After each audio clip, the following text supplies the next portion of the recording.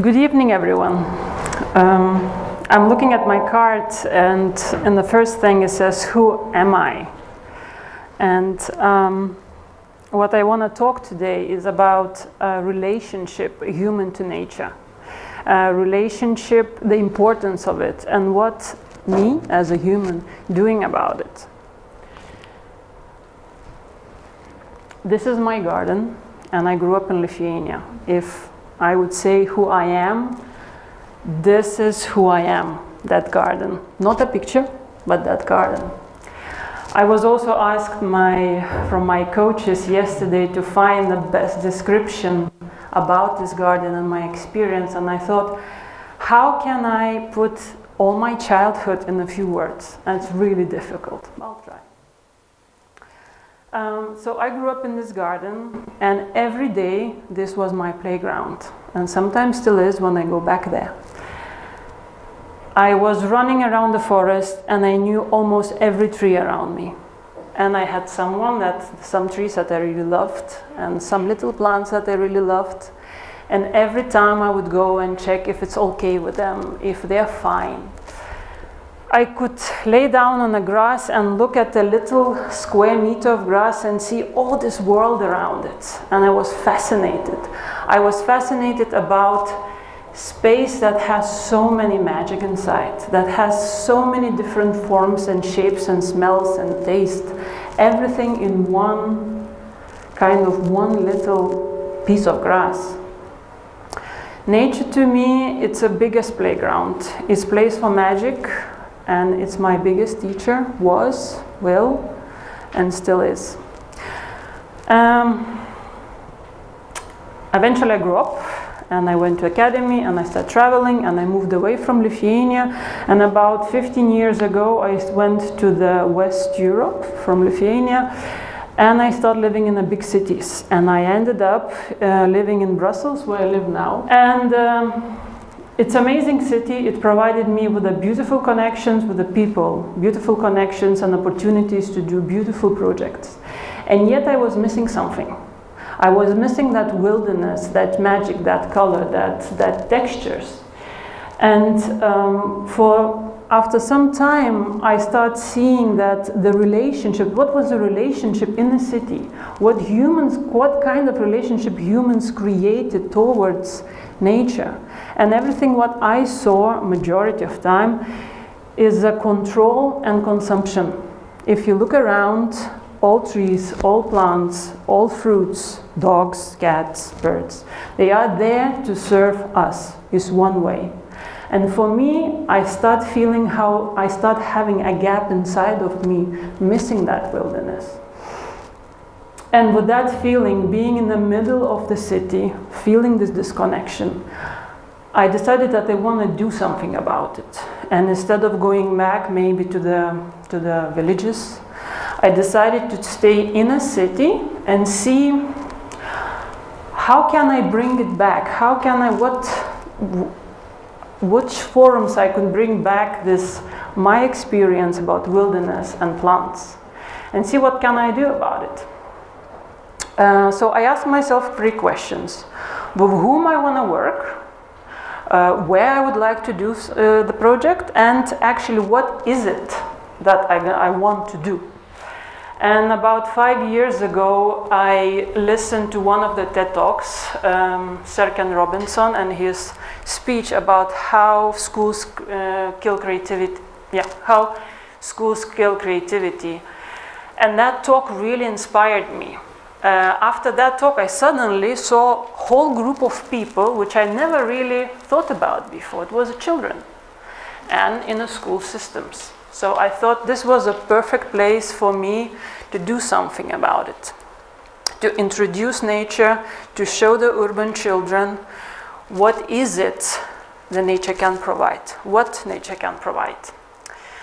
School children spend about 50% their childhood in the schools, and it's already an existing system that creates new generations.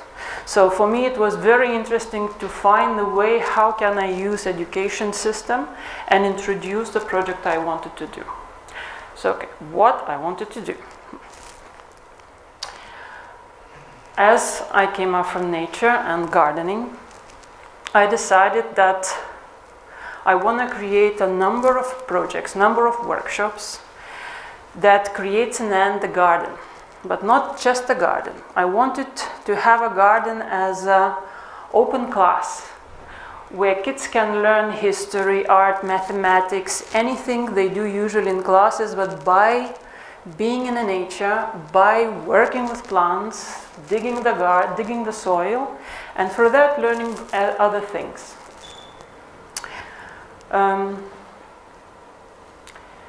Also, not any kind of garden I wanted to work with. I was also looking at what would be, what kind of garden would represent the most,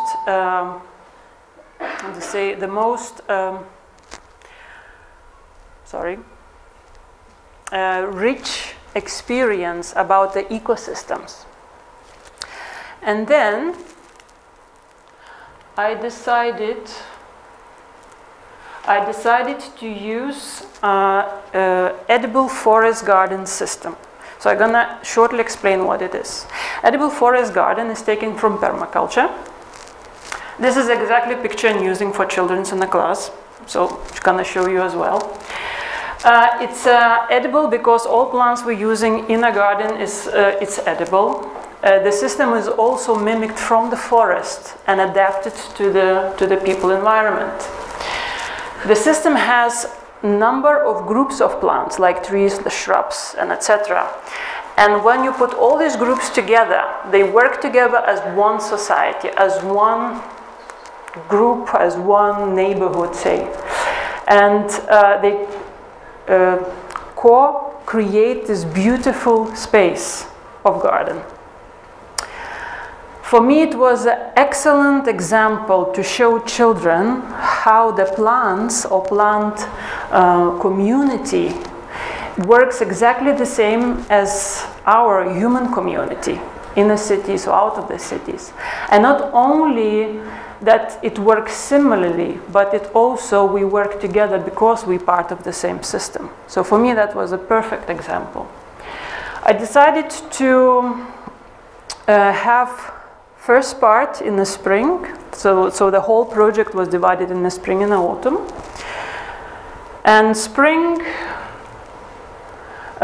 session is more about how kids learn to take care of nature, grow plants, take care of the whole garden and make sure that everything grows well. So we start with the ecosystem, learning about it, what it is and its importance.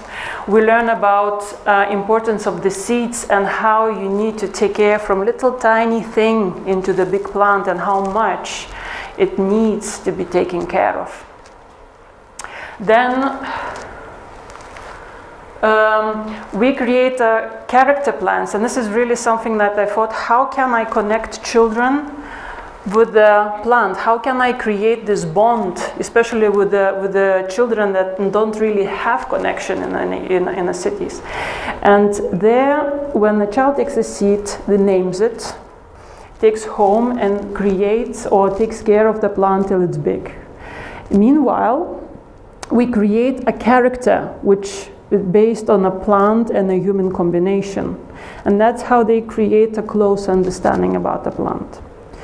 While plants are growing, we're learning about different ways of gardening. And all ways of gardening is really focused on the urban environment. So give kids tools that they also can bring home and teach parents, if that's needed, or share with them that a city, even a city that has very tiny spaces, very little soil, we still can have that connection. We still have ways and methods to do it. Another one. Okay, then autumn comes and we have a harvesting time. So harvesting time, for me, it's really also something very beautiful. We're showing children how to see the nature and to see the gift the nature brings and how to take these gifts and use it. And afterwards, of course, give it back to the nature.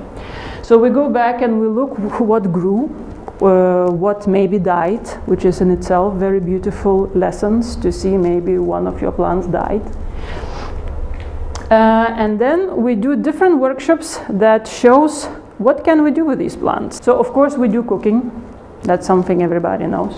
Which is also in itself for children is really something very, very exciting.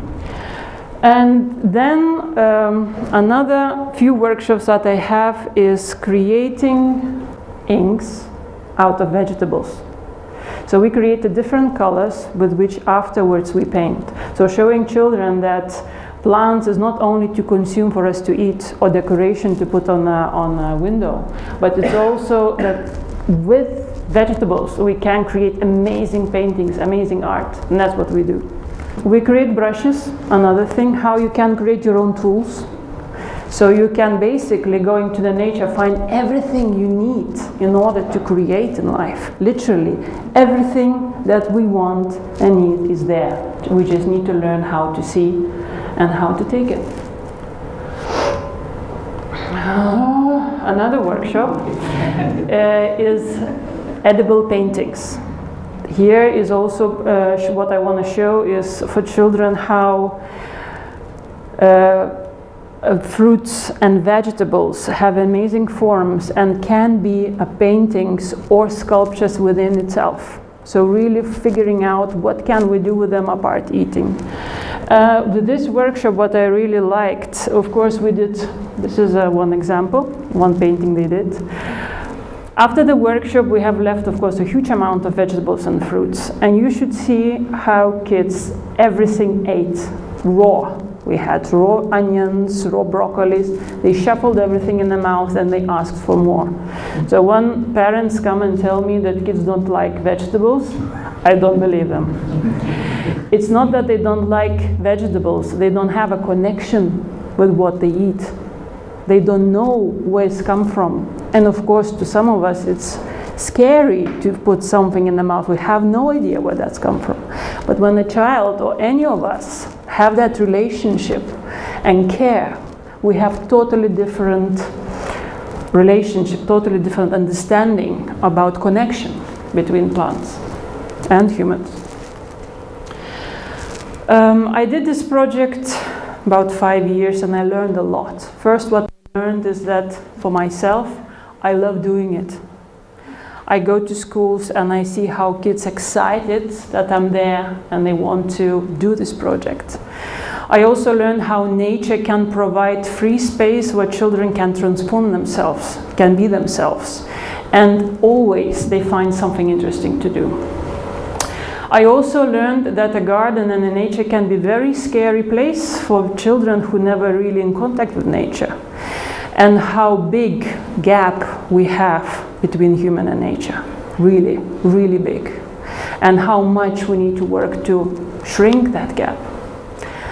And for example, a lot of children had no idea that they can make soup out of vegetables, or that you can water the plant, otherwise it dies. And one of the examples, we were once gardening and some kids need to dig the soil. And very interestingly, a lot of kids think that the soil is dirty, it's not good, it's something not to touch. And they scream and they make all kinds of mimics.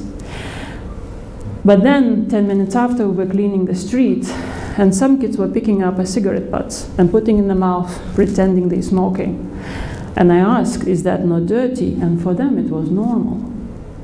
So for me, I had really no words to explain this. But for me, it was showing what is the shift happened living without wilderness, without nature.